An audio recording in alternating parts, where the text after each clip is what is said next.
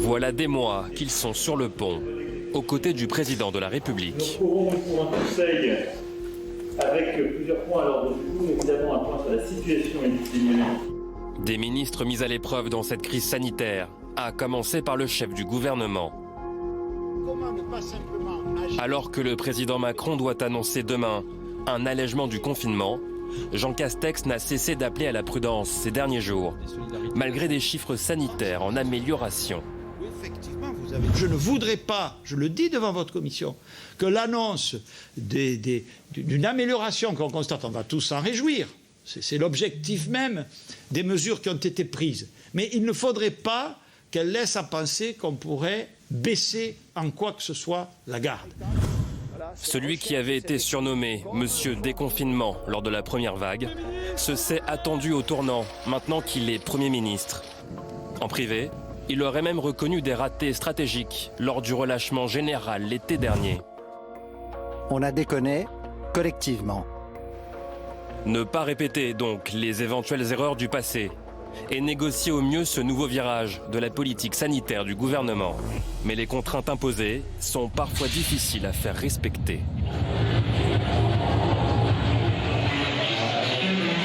Les soirées clandestines se sont multipliées, comme ici à Paris, ou dans ce pavillon du Val-de-Marne. La semaine dernière, plus de 300 personnes s'y étaient réunies. Gérald Darmanin avait dû monter au créneau. Vous avez vu que la personne qui est responsable de cette soirée a d'ailleurs été interpellée.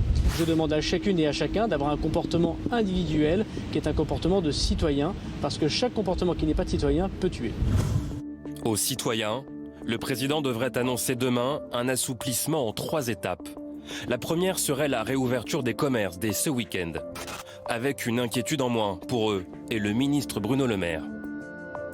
La grande distribution et les plateformes d'e-commerce comme Amazon ont accepté de repousser leur date du Black Friday.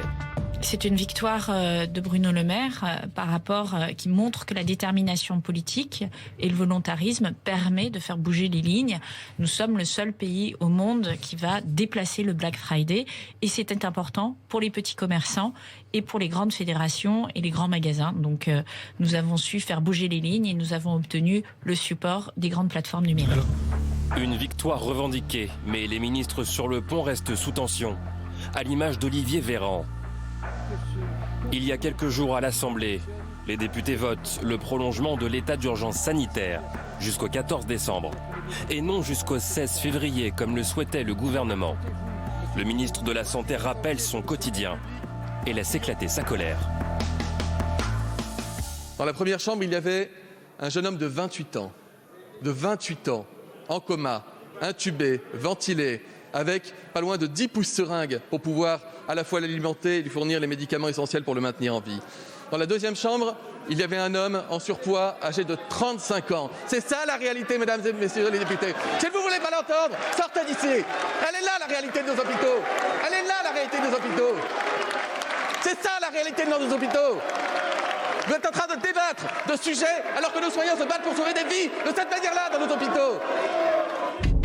Cette équipe gouvernementale a fait face à 2 vagues épidémiques et en redoute maintenant une 3e. Gare au ressac.